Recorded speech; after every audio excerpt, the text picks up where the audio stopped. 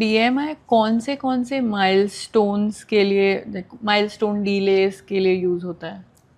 Every physical milestone like head control, sitting, standing, walking, everything. टंग control, अगर वो गिर रहा है तो कैसे हाथ रख के प्रोटेक्ट कर ले, प्रोटेक्शन के लिए भी ये थेरापी बहुत अच्छी है कि बेबी में अलर्टनेस आ जाती है, गिर रहा है तो तुरंत ही ऐसे स्टेबल कर दे बॉडी को। बैठे बैठे हम उसको आती है एक्सरसाइज, वो करवाते करवाते उसको मूव करे तो तुरंत ही, पहले हाथ नहीं रखता है लेकिन फिर उसको पता चलता है कि मैं हाथ रखूँगा तो तुरंत ही प्रोटेक्ट कर पाऊंगा। लेकिन वो हाथ रखने के लिए भी स्ट्रेंथ चाहिए, तो वो स्ट्रेंथ हम एनडीटी से डेवलप करते हैं। ऐसा तो पूरा ये होलिस्टिक अप्रोच होता है, सब कुछ मिला के हम अप्लाई करते हैं। एंड आप इसके बाद बता रहे थे और कौन सी ऐसी प्रॉब्लम्स हो सकती हैं? हाँ, देन ये जेनेटिक कंडीशन का एक हो गया जो आपको नहीं पता चलेगा। उसके बाद है सोनोग्राफी के अंदर अगर उसके हाथ पैर में कुछ ऊपर नीचे है, छोटा है या फिर ऐसे उंगलियां कई बार ज़्यादा होती है, ऐसी भी कुछ होता है तो पता चल जाता है। ब्रेन की साइज पता चलती है, ऑर्गन्स वगैरह ये सब पता चलता है। लेकिन ब्रेन का फंक्शन क्या है वो आपको यूएसजी में नहीं पता चलेगा। नहीं। तो उसकी वो भी एक रीज़न है कि आफ्टर डिलीवरी और 3-4 महीने के बाद पता चलता है कि ये ऐसा क्यों हुआ। And the last reason is delivery time पे कुछ कॉम्प्लिकेशंस आ रहे हैं। तो ऐसा कोई स्कैन है जो आई थिंक बहुत सारे डॉक्टर्स नहीं करवाते हैं, which is very rare, and जो करवाना चाहिए जिससे मे बी ब्रेन के बारे में या उसके बारे में पता चल सकता है पहले ही? अगर कंसल्टेशन ड्यूरिंग असेसमेंट में अगर डॉक्टर को पता चले कि हाँ इसकी फैमिली हिस्ट्री ये टाइप की है तो एक फीटल एनोमली टेस्ट करके है। Okay, foetal anomaly test. तो उससे हम जान सकते हैं कि हाँ, लेकिन उसमें भी हमें ब्रेन के फंक्शन नहीं पता चलते हैं। वो ब्रेन का डेवलपमेंट और वही सब हम जान सकते हैं। फंक्शन तो हम कोई भी रिपोर्ट। हाँ, but this is one test जो अगर किसी को लगता है कि मेरी फैमिली हिस्ट्री में किसी को न्यूरोलॉजिकल प्रॉब्लम थी तो they can take up this test. Okay, this is I think very helpful. अगर फॉर एग्जांपल ऑटिज्म या ADHD डायग्नोस हो गया कि बच्चे को ये है, तो how do you treat those kids?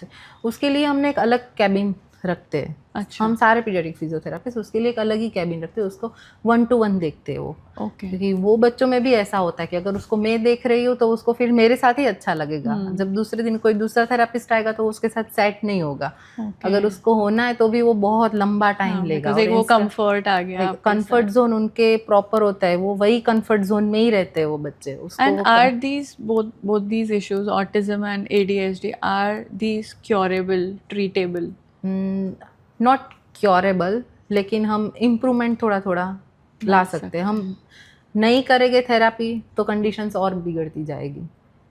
तो एटलीस्ट हम थेरापी करके धीरे धीरे इम्प्रूव ला सकते हैं, लेकिन कंप्लीट क्योर तो नहीं कर सकते। ADHD हो सकता है क्योर, लेकिन ऑटिज्म नहीं हो सकता है। यस, उसमें थोड़ा बहुत तो रहता है। Because ADHD I think is a behavioural issue जो ओवर टाइम डेवलप हो जाता है और फिर वो ठीक भी हो सकता है। और उसमें ऑटिज्म के अंदर स्पीच डिले भी हो सकती है। हाँ, स्पीच डिले के भी होते, और उसके अंदर बेरा टेस्ट, लिसनिंग हियरिंग स्किल्स के जो होते हैं, बेरा टेस्ट वगैरह टेस्ट भी होते हैं, और उसके अंदर भी प्रॉब्लम्स आती है।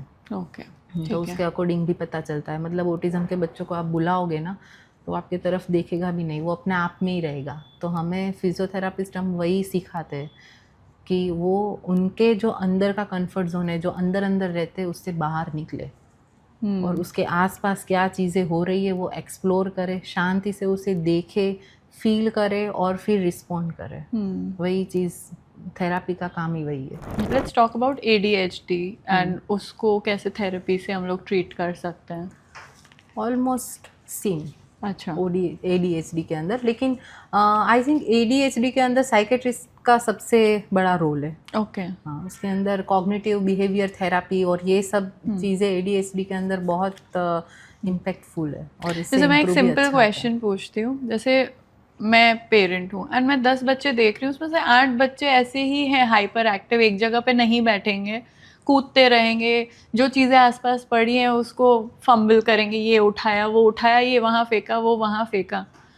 एंड जैसे आपने बताया कि ADHD में भी यही सारे सिम्टम्स दिखते हैं बच्चों में। So how do I figure out कि नहीं इस बच्चे को या मेरे बच्चे को ADHD है या this is not normal?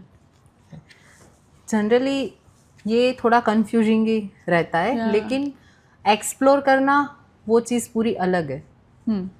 Explore and digest वो होता है कि एनवायरनमेंट फील करो, फिर उसको एक्सप्लोर करो, फील करो एंड देन रिस्पॉन्ड करो।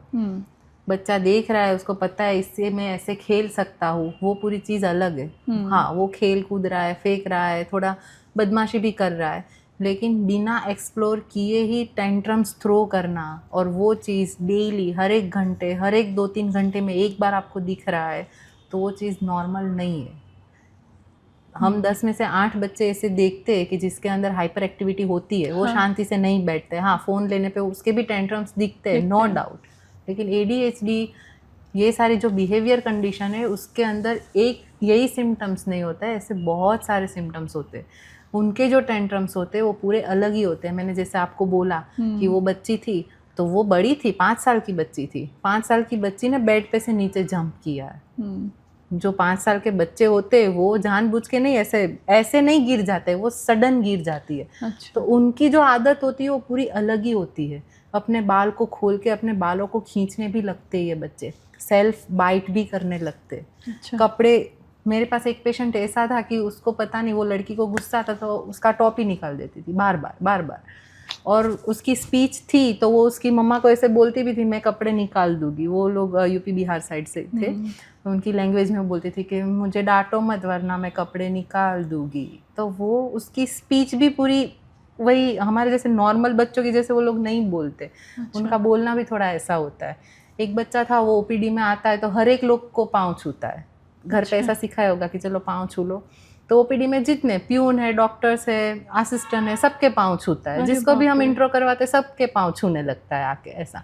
तो ये बच्चे के सिम्टम्स आपको पता चल ही जाते, कुछ अलग ही होता है वो बच्चों के अंदर। हाँ, ओके। आप सडन ऐसे देखोगे तो आपको नहीं पता चलेगा, लेकिन आप जैसे जैसे उसके साथ टाइम स्पेंड करोगे वैसे वैसे आपको पता चलेगा कि हाँ, उसको इमोशन रेगुलेशन की जो चीज़ होती है ना, वो बच्चों में नहीं इतनी होती है। कैसे हमें गुस्सा होना है तो हाँ, गुस्सा करके शांत कैसे होना है।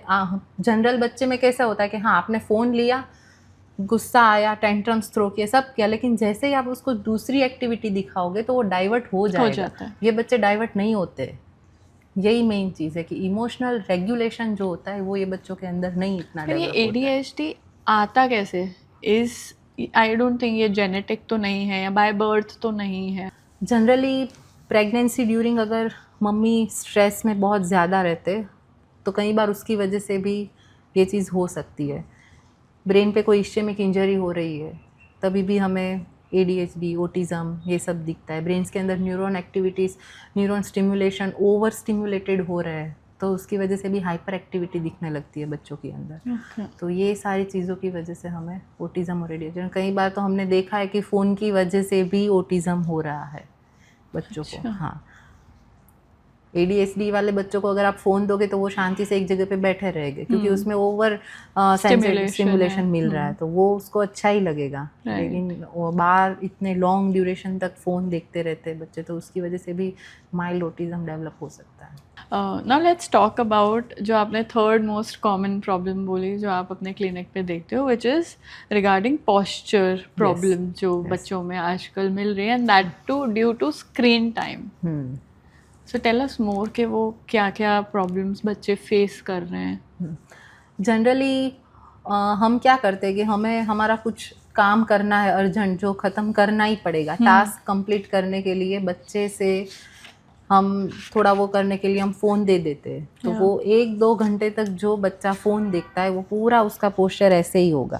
वो सोफे पे देख रहा है तो वो उल्टा लेटे लेटे या अनइवन पोजीशन में, लेकिन आप देखना वो एक ही पोजीशन में देखता ही रहेगा कंटिन्यूस। W सीटिंग में बैठते हैं बच्चे तो उसमें भी कंटिन्यूस हेड डाउन करके वो देखते ही रहेंगे। तो उससे क्या होगा, कंटिन्यूस नेक डाउन, शोल्डर राउंडेड हो जाएंगे। और ये 1-2 घंटे तक ये डेली का रूटीन जब होने लगेगा तो नेक के मसल्स टाइट हो जाएंगे, चेस्ट के मसल्स भी आगे टाइट हो जाएंगे, और शोल्डर के जो बैक साइड के मसल्स है वो पूरे वीक होते जाएंगे, और फिर उससे स्लाउच यानी कि फॉरवर्ड हेड पोजीशन डेवलप होने लगती है। हम्म, फॉरवर्ड हेड पोजीशन से क्या होगा कि जब आप बेबी को बोलोगे कि तुम नॉर्मल पोजीशन में बैठो, अच्छे से बैठो, तो वो नहीं 5-10 मिनट तक बैठेगा, फिर वो वापस अपनी वही पोजीशन डेवलप कर लेगा। करेक्ट। एंड जैसे हम लोगों ने ये टर्म सुना है tech neck, yes, what is this term tech neck? मैं काफ़ी ऑर्थोपेडिक डॉक्टर्स से भी सुन रही हूँ बच्चों में।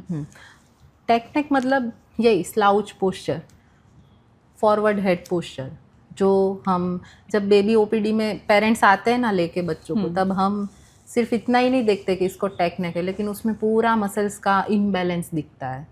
वही मैंने जैसे बोला कि मसल्स टाइट हो जाते, वीक हो जाते, ऐसे पोस्चर हो जाएगा, तो ये पोस्चर के लिए ये मसल्स का जो काम है वो ऐसे पोस्चर में इसका काम ये करेगा। तो ये मसल्स को उसका तो वर्क करना ही है, लेकिन उसके साथ हम दूसरा भी बर्डन डाल रहे हैं, तो वहाँ पे क्या स्पाज्म आ जाएगा, ओके। फिर पेनफुल होगा। ये सारी सिचुएशन जैसे मैंने बोला कि आफ्टर 20s में हमें सब दिखने लगता है। ये अभी ग्रोइंग एज के अंदर ये बच्चों को अफेक्ट कर रहा है। तो कई बार तो पेरेंट्स एमआरआई लेके भी आ जाता है कि हमने इसका एमआरआई भी Oh my करवा God. लिया है। मेरे पास ऐसे 3 से 4 केसेस है जो पेरेंट्स ने एमआरआई भी करके आ गए कि इसको बहुत ज़्यादा पेन हो रहा है। 8-9 साल के बच्चे को कभी कभी लोअर बैक पेन का इश्यू भी मैंने देखा है आते हुए, सच में? रियली। 8-9 साल के बच्चे को Exactly. Lower back pain? Exactly है।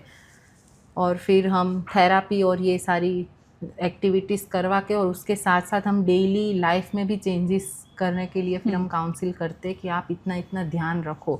स्कूल में भी बोलो टीचर को कि अगर ये ऐसे बैठ रहा है, ऐसी कुछ एक्टिविटी कर रहे हैं तो ध्यान दे।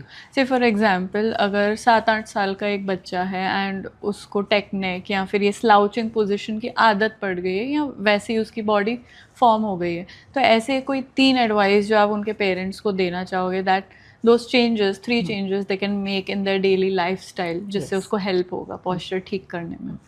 पहले तो स्क्रीन टाइम बंद करो। करेक्ट। हाँ, कभी कभी ऐसा होता है कि स्कूल में लेक्चर्स लाइव, कभी सेमिनार्स होते हैं, या फिर कोई होमवर्क करने के लिए फ़ोन का यूज़ करना ही पड़ता है। हाँ। तो ऐसा करो कुछ कि फ़ोन में से आप टैब पे शिफ्ट हो जाओ। अगर वो पॉसिबल नहीं है तो फ़ोन के स्टैंड अवेलेबल है ही, एक डिस्टेंस पे रखो उसको, टेबल पे ही बैठो, और पोस्चर भी उसको समझाओ कि ऐसे ही बैठना स्टार्ट करो। अगर उसका हो गया है फॉरवर्ड हेड, तो अभी पीडिया के अंदर भी बहुत सारी फ्लेमिंगो और ये बहुत सारी कंपनीज ने पीडियाट्रिक पोस्चर करेक्शन बेल्ट भी निकाले हैं अभी बच्चों के लिए। मेरे पीडियाट्रिक खुद के क्लिनिक में आए थे, और आप मानोगे नहीं, 1.5 से 2 साल के बच्चों का पोस्चर करेक्शन बेल्ट मैंने देखा था पिछले साल। फ्लेमिंगो कंपनी ने लॉन्च किया है पोस्चर करेक्शन बेल्ट, यहाँ से पूरा बैक को टाइट रखे। मतलब उनको इतना स्कोप दिख रहा है ना कि प्रॉब्लम बढ़ तो रही है। प्रॉब्लम कितना बढ़ता होगा। तो अगर आपको दिख रहा है कि स्टार्टिंग हो रहा है, तो फिर पहनाना स्टार्ट ही कर दो, और वो पहना के उसको बोलो कि तुम ये एक्टिविटी करो। और आजकल स्पेक्स में ग्लासेस भी ऐसे आने लगे जो स्क्रीन से protection blue screen and all yes, those. तो वो स्टार्ट करो पहनाना। भले ही उसको नंबर ना हो, लेकिन एटलीस्ट उसके कॉर्निया और लेंस को डैमेज ना करे, उसकी वजह से आप स्टार्ट करो पहनाना। तो उससे भी हम उसके आइज़ को प्रोटेक्ट कर सकते हैं। पोस्चर बराबर होगा, टेबल पे बैठेगा, कोई डिस्टेंस से रखेगा, तो उसका पोस्चर भी बराबर रहेगा। और उसको बोलो कि हर 10 मिनट के बाद उठ के थोड़ा वॉक करे और थोड़ा माइल्ड स्ट्रेचिंग सिखाओ आपके बच्चों को। करेक्ट। हाँ, कि उतना उतना करो। ओके। हाँ, मुझे वही सुनना था कि क्या एक्सरसाइजेज या कुछ ऐसी चीज़ें हैं जो वो बच्चे कर और सकते हैं। स्पेक्स तो पहनना नहीं चाहिए, क्योंकि कॉर्निया, आइस के अंदर कॉर्निया करके एक आता है, तो वो कॉर्निया का लेयर पूरा बेंड हो जाता है, और वहाँ पे ना पूरा कोन जैसा फूल जाता है। ऐसी भी कंडीशंस आती है जिसको हम किरोटोकॉर्नस बोलते हैं। ओके। हाँ, तो और ये क्यों होती है? बस स्क्रीन टाइम ओवर यूज़ हो रहा है उसकी वजह से। ओ माय गॉड, मतलब वो इतना नेगेटिवली कॉर्निया को भी अफेक्ट करता है। यस, और ये साइंटिफिकली प्रूव हुआ है। But I think this must be happening in those extreme cases जहाँ बच्चे बहुत ज़्यादा स्क्रीन देख रहे हैं। Yes, correct. And don't you think one of the reasons ये जो स्लाउचिंग और ये जो बैक पेन के इश्यूज हम इतने छोटे बच्चों में देख रहे हैं is also because of heavy school bags? Yes, because you know मैं आजकल बच्चों को देख रही हूँ, इतने छोटे छोटे बच्चे हैं, 5 साल के, सेकंड स्टैंडर्ड में, थर्ड स्टैंडर्ड में, और उनके बैग्स 6-7 किलो का वजन है उनके बैग में। वो बच्चे खुद 15-20 20 किलो के किलो के हैं, होते हैं और एग्जैक्टली। वो लोग इतना वेट लेकर जा रहे हैं। तो आई जस्ट थिंक कि उनके स्पाइन पे क्या अफेक्ट होता होगा। जनरली जो स्कूल के बच्चे होते हैं उनका जो टोटल वेट होता है ना, उनसे 10 to 15%, मैं तो आपको वही गाइड करूँगी कि 10% वेट ही बैग के अंदर होना चाहिए। अच्छा, हाँ, अगर वो 20 किलो का है तो 2 kg। 2 kg। यस, इससे ज़्यादा उसको मत दो। सारी स्कूल्स के अंदर लिफ्ट नहीं होती है, और मैंने तो क्या काफ़ी स्कूल्स ऐसे भी देखी है कि लिफ्ट है लेकिन टीचर्स ही यूज़ कर सकते हैं, स्टूडेंट्स नहीं। नहीं, तो वो बच्चे तो 2 लिफ्ट 3 यूज नहीं कर सकते। सेकेंड थर्ड फ्लोर तक वो बाय स्टेयर्स ही जाने वाले जाते हैं, हैं। और ये 4 to 5 kg का वेट उठा के वो जाएंगे, डेली जाएंगे आएंगे। जाएंगे। उनका पूरा पोस्चर आप नोट करना, वो बैंड होके भी वो जब स्टेयर्स क्लाइंब करते हैं पूरे बैंड हो जाते हैं। तो जब बच्चे इतना हैवी वेट वाला बैग उठाते हैं तो उनकी बॉडी पे साइंटिफिकली क्या अफेक्ट होता है? उनके जो शोल्डर है ना उस पे बर्डन बहुत ज़्यादा, उससे यहाँ पे जो पीछे मसल्स आते हैं ट्रेपेजियस मसल्स, उसका ना ओवर यूज़ होता है। ओके। और उन लोग में इतनी स्ट्रेंथ नहीं है कि वो उतना वेट उठा पाए। धीरे धीरे क्या होता है, हमारा भी वेट था ही बैग्स के अंदर इतना, हाँ, धीरे हाँ। धीरे क्या होता है कि हम बॉडी ना उसको अडप्ट कर लेता है कि ऐसे ही ये है।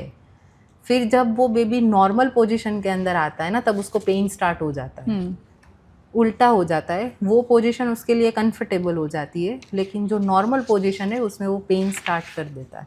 ये पेन बहुत ज़्यादा होता है, काफ़ी बार ट्रिगर भी हो जाते हैं इधर, और फिर वो रिलीज़ करते वक्त भी पेन होता है। और ये सेम प्रॉब्लम अडल्ट में भी आती है, बच्चों में तो आती है लेकिन अडल्ट के अंदर भी हमें दिखने मिलती है काफ़ी बार। और इसका लॉन्ग टर्म इफेक्ट क्या होता है बच्चों पे?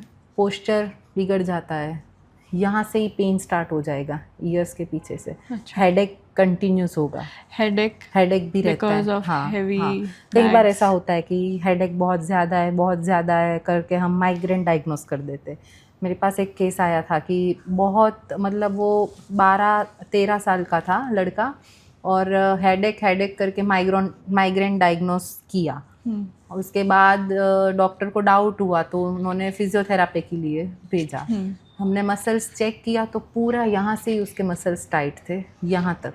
एंड हाउ डिड यू यहाँ तक। डायग्नोज दैट कि यहाँ से मसल्स टाइट हैं? फिजिकल असेसमेंट से ही वो Okay. हमें पता चलता है, पाल्पेशन से, और ऐसे ही पता चल जाता है कि हाँ इसकी ये मसल्स टाइट है, और काफ़ी मूवमेंट्स में पेन अग्रेवेट होने लगता है अच्छा, इसलिए। ओके। फिर हमने उसकी थेरापी स्टार्ट की, घर पे भी हमने बोला कि इतना इतना मत करवाओ और ये मत करवाओ, और धीरे धीरे हमने सॉल्व किया। जैसे ही यहाँ के मसल्स उसके रिलीज हो गए ना, हेडेक बंद हो गया बिल्कुल। ओके। हाँ, तो एक वो भी रीज़न है। और कई बार बच्चों को हैवी नंबर्स आ जाते हैं, हैवी नंबर्स की वजह से भी फॉरवर्ड हेड हो जाता है। हाँ, विजन अगर ब्लर है, थोड़ा बहुत भी ब्लर होने लगता है, तो धीरे धीरे फॉरवर्ड हेड होने लगता है। फिर रेगुलर लाइफ में अगर वो ऐसे ही रहेगा ना, तो उसकी वजह से भी यहाँ पे टाइटनेस आ जाएगी और पेन बढ़ेगा। अच्छा। ये भी स्टूडेंट्स के अंदर मैंने देखा है कई बार। बट जैसे ये जो बैग वेट का जो इशू है ना, मुझे लगता है कि आपने जैसे बोला 10% ही वेट होना चाहिए एक बच्चे के बैग में, या जो भी वो कैरी कर रहा है। तो आई गेस आजकल का जो स्कूल सिस्टम है हमारा इंडिया का, उसमें तो ये पॉसिबल ही नहीं है। क्योंकि अगर आप 4 to 5 सब्जेक्ट्स भी ले लो, हर एक सब्जेक्ट के मुझे लग रहा है 2-2 टेक्स्ट बुक्स हैं, एक एक नोटबुक है, वो मिला के ही 4-5 किलो तो आराम से हो जाता है। उसके तो बाद लंच बॉक्स। इसमें इंडियन एजुकेशन सिस्टम को हम लोग क्या मैसेज दे सकते हैं कि what should they take care about, so that आगे इन बच्चों का फ्यूचर, इन बच्चों की फिजिकल हेल्थ पे इतना नेगेटिव असर ना पड़े? जनरली हम यही बोल सकते हैं कि अगर टेक्स्ट बुक और नोटबुक दोनों की ज़रूरत नहीं है, आपके पास हर एक स्कूल में अभी स्मार्ट बोर्ड आ गया है, उनमें से ही पढ़ा रहे, तो फिर टेक्स्ट बुक की ज़रूरत नहीं है। सिर्फ नोटबुक की जितनी ज़रूरत है उतनी चीज़ें मंगवाओ। सब लेके जाएगा बच्चा तो वेट आने ही वाला है, तो जितनी चीज़ों की ज़रूरत है उतनी चीज़ें मंगवाओ। कई बार वहाँ से भी उतना होता है कि टेक्स्ट बुक क्यों नहीं है, टेक्स्ट बुक तो होनी ही चाहिए, ये तो होना ही चाहिए। नोटबुक डेली मंगवाते हैं लेकिन लिखने के लिए घर पे ही देते हैं वो लोग। तो ये भी थोड़ा है। और आई गेस अगर उनको लगता है कि टेक्स्ट बुक्स रोज़ घर भेजने की ज़रूरत नहीं है, तो they can I think keep it in the school itself कि आपने Exactly. Text books and notebooks उनके शेल्फ पे रख दी, वो लोग रोज कर रहे हैं, एंड वीकेंड्स पे they can send it back. मैंने कुछ स्कूल्स में देखा है ये भी सिस्टम चलता है कि वो लोग नोटबुक्स एंड टेक्स्ट बुक्स को स्कूल में ही रखते हैं, एंड जब बच्चों को ज़रूरत होती है लाइक वीकेंड्स पे जब वो होमवर्क करने के लिए या पढ़ने के लिए घर ले जाते हैं. I think that is one good system जो आई थिंक आजकल के इंडियन स्कूल्स अडेप्ट कर सकते हैं, Yes. And it is very important for the kids because उनका फिजिकल हेल्थ, उनका पॉस्चर बहुत ज़्यादा बिगड़ रहा है because of this school bags का हैवी वेट. और हम कॉलेज में हम क्या वही करते हैं ना, हमारे पास घर पे टेक्स्ट बुक है, अगर वहाँ पे नीड है तो हम लाइब्रेरी में से ले लेते हैं. कॉलेज में कहाँ हम इतना लेके जाते हैं, फिर भी हम कर ही लेते हैं ना. तो बस वही सेम चीज़ हम स्कूल में भी अप्लाई कर सकते हैं. और बाहर तो ऐसा ही है ना कि जितने भी बुक्स वगैरह है वो सारे डेस्क पे ही नीचे ही रख देते हैं वो लोग. तो वो सिस्टम हम इधर भी ला सकते हैं.